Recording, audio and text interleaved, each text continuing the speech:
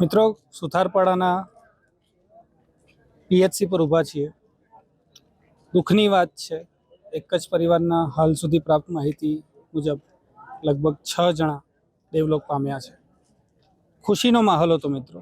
લગ્ન પછી છોકરીના ઘરેથી આણું વારવાની જે રસમ હોય ને એ પૂરું કરીને એક પરિવાર ગિરનારાનું આવી રહ્યું હતું। પિકઅપ વેન હતી, પિકઅપ ગાડી હતી, એમાં સવાર હતા। ચાલકે કાબુ ગુમાવતા આ અકસ્માત સર્જાયો હતો। અહીં આપ જોશો તો ખૂબ જ દુઃખની લાગણી વ્યાપી છે। સેન્ટરની અંદર જશો પીએચસીમાં તો ચીસો પાડી રડી રહ્યા છે, મહિલાઓ છે, બાળકો છે, વડીલો છે। ત્યાં આગળના દૃશ્યો જોવું ખૂબ જ હૃદયદાવક હશે। શું બન્યું હતું, કેવી રીતના આ દુઃખદ ઘટના બની, એ બાબતે આપણી સાથે થોડી માહિતી આપવા માટે એક ભાઈ જોડાયા છે। જ્યારે આ ઘટના બની ત્યારે તેઓ હતા, બીજા મિત્રો હતા જેઓ કે મદદરૂપ થયા હતા આ પરિવારને। જાણીશું શું હતી વિગત। ભાઈ, આપનું નામ જણાવશો? મારું નામ રમણભાઈ જીવિયાભાઈ ગાયકવાડ। આ બનાવ જે બન્યો, હા, ક્યાં આગળ બન્યો ને કેવી રીતના બન્યો? એ અમારા જમીનના લાગતા એક મોટું ઝાડ છે। આમ ચઢાણમાં ગાડી ઉપર ચડી ને અમે ઘરે બેહેલા હતા। અમે જોતા હતા કે ગાડી ચડે કે નહીં એમ। ગાડી ઉપર ગઈ ને નીચે આવી લાગી એટલે ડાયરેક્ટ ઢળાણમાં નીચે ગબડી ગઈ। એક સાદડાનું ઝાડ છે, એમાંથી 40 જેટલા લોકો હતા। એ લોકોને અમે સારવાર કરી।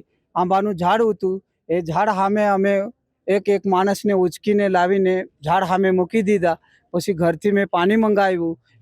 એક બેન ગાડીની અંદર દબાયેલી હતી, એ બેનને કાઢવા માટે અમે બહુ કોશિશ કરી, દોરડું બાંધીને ગાડીને ખેંચવા માટે, એટલે એ અડડાતી હતી।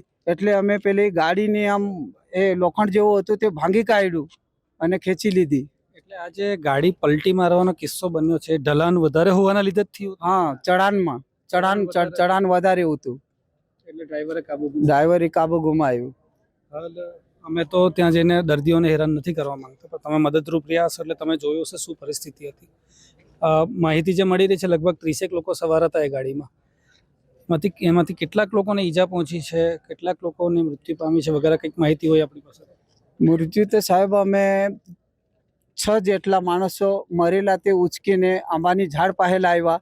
પછી જેટલા લોકોને લાગેલું હતું એ લોકોની પહેલાં અમે 4 ગાડી મંગાવી અને અમારા નજીક દવાખાનું છે, એમાં એક ડૉક્ટર ને એક બેન હતી, એ લોકોને બોલાવ્યું। 108નો સંપર્ક કરો એટલે એ લોકોએ સંપર્ક કર્યો।